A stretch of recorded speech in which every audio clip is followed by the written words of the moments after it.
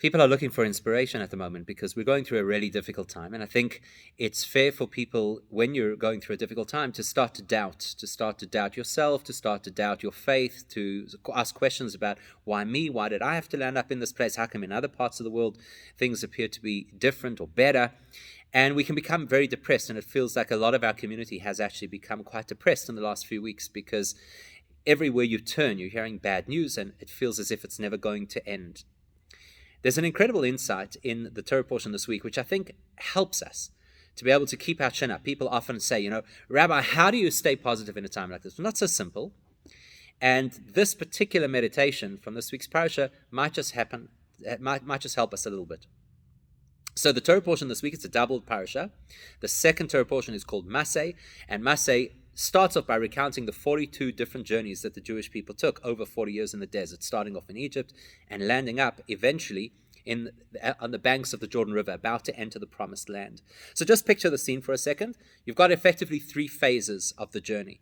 The first phase is they were in Egypt, they were slaves. So that's the phase where a person is locked up and they feel paralyzed and it's just impossible to move or to grow, even to imagine anything beyond.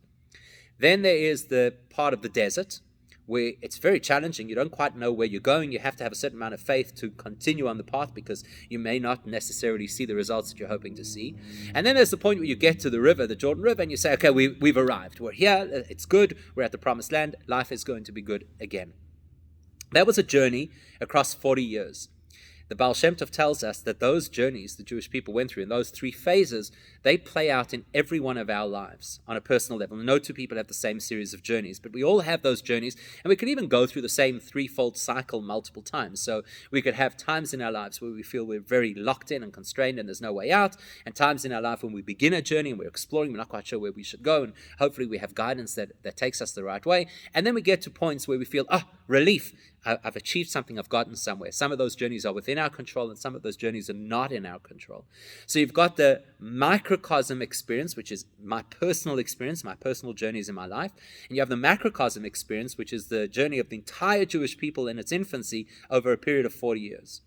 And then somewhere in between, you've got a miniature version of the journeys that the Jewish people took in the desert.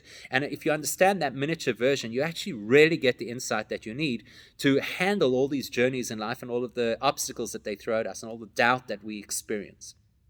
So the miniature version was, they left Egypt, they then traveled for over a short period of time, basically a week, through a miniature desert, not the big fearsome desert that they were going to grapple with for 40 years, like a miniature version of the desert.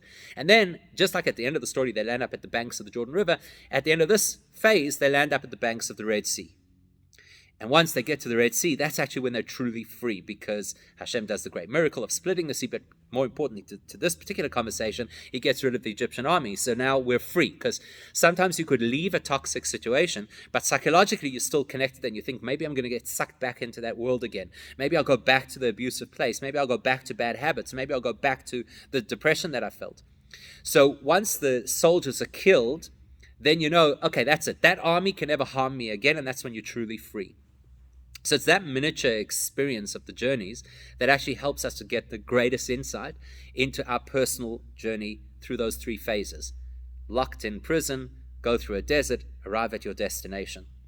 And so Rashi, who's the foremost commentator on the Torah, brings a parable from the Midrash that describes that miniature version of the journeys. And he says it's like a king. Imagine you had a king, and the king's son was ill. So the king took the son to seek medical attention, had to go far from home. And thank God the son heals. So on the way back, the king says to his son, remember, that's the place where we slept overnight. Remember, that's the place where it was so hot and we had to cool off. Remember, that's the place where your head started to bother you. And likewise, says Rashi, now it's the end of 40 years in the desert, and Moshe gives them this backstory, like this review of what happened. So that's where you angered Hashem, and that's where you angered Hashem. It basically reminds me, it wasn't all straightforward and fun and games. Out of 42 journeys, he identifies three phases, because the miniature version of the 42 journeys, which is from Egypt to the Red Sea, has these three phases in them. And if we understand those three phases, we have some kind of an insight that can help us get through whatever journey we happen to go through in life. We have to understand that every journey has three phases. Phase 1, you sleep. Phase 2, you cool off. Phase 3, your head starts to bother you. Now, the difference in the parable is that the first two are said in the plural. Here we slept, the king says to his son, here we slept, here we cooled off. Whereas the third one, he says, there you started to have issues, your head started to bother you. So effectively what that means, we've got to explore what these things are because each one is really relevant and insightful for us. So let's start with sleeping. What happens when a person sleeps? Imagine if the first time you ever met a person, they were asleep. Just imagine you're introduced to somebody and they sound asleep. It'd be impossible for you to know anything about them, right? You don't know how smart they are because they're sleeping. You don't know how empathic they are because they're sleeping. You know nothing about them other than effectively what their appearance is. Now, in many of the spiritual writings of Judaism, we speak about the different spiritual states of being awake and asleep, and how those are metaphoric of two different states that Hashem could use to engage with his world. So the state of being asleep, what happens when you're asleep? Your rational functioning switches off. That's why dreams are so ridiculous, and we completely accept them while they're happening because we're not thinking rationally. Then you wake up and you say, wow, that was strange. That made absolutely no sense. Okay, my rational mind is switched on again now. You can't see when you sleep, right? Even people who sleep sometimes with their eyes open, or people sleepwalk, they don't really see. And we don't really control ourselves. So the movements that a person makes in sleep are involuntary movements. So sleep represents that the functional person is dysfunctional. That's why the Talmud tells us that sleep is 1/60th of death, because I'm not in control. I'm not behaving as I should. When God created the world in such a way that we would get the impression that he is asleep. You look around. How much of God do you see? Yes, I know. Many people tell you, I go into nature, I appreciate a sunset, and then I see God. Look at the birth of a child. Yes, all of those things are evidence to the fact that God exists, to the fact that God does magnificent things. But none of those things lets you see who he is. That's like looking at the sleeping giant, right? You can see that there's power over here, but you don't really know much about it. God doesn't really share much with us. We walk around with our eyes shut. We're unable to see what Hashem is pumping into this world. We don't understand rationally the value of how he expects things to work out.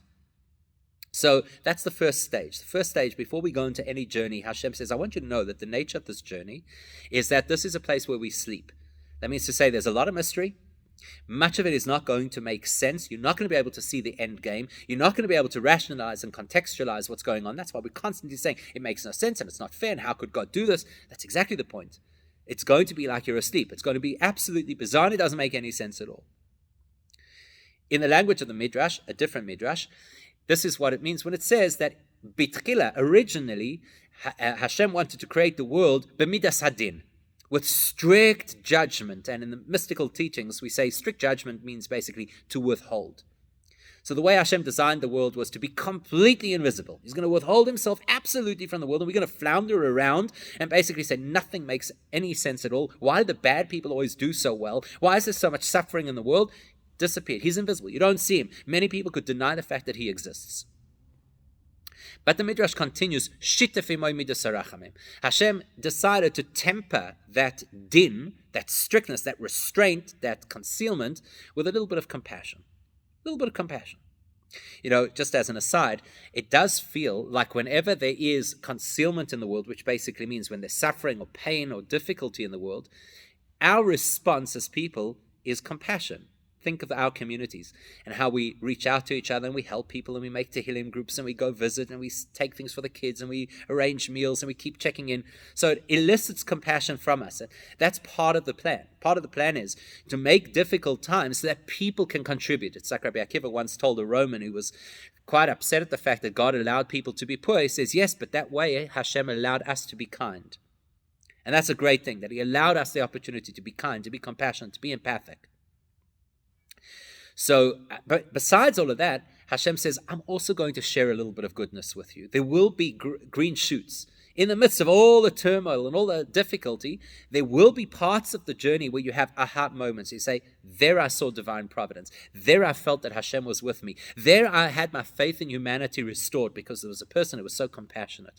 So phase 2 of the journey is that you have to understand there will be things. If you just keep your eyes open, there will be things that encourage you, that help you keep inspired.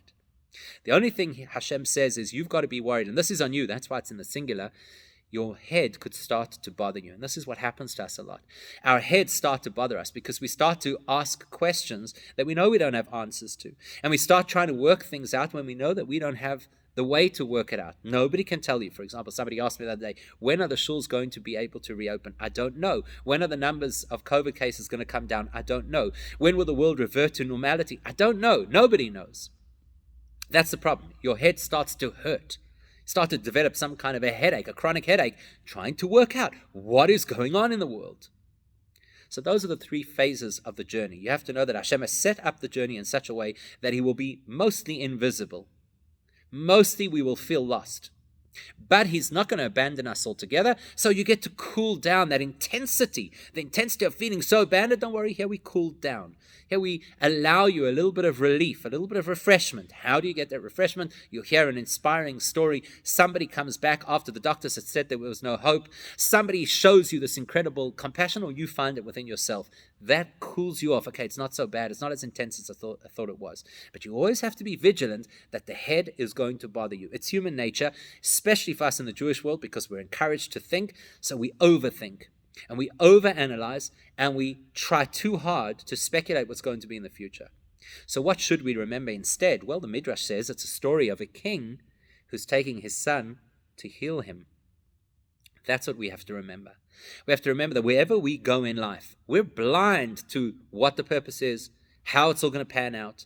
But what we are supposed to believe and trust absolutely is that we are the child of the king who leads us on this particular path.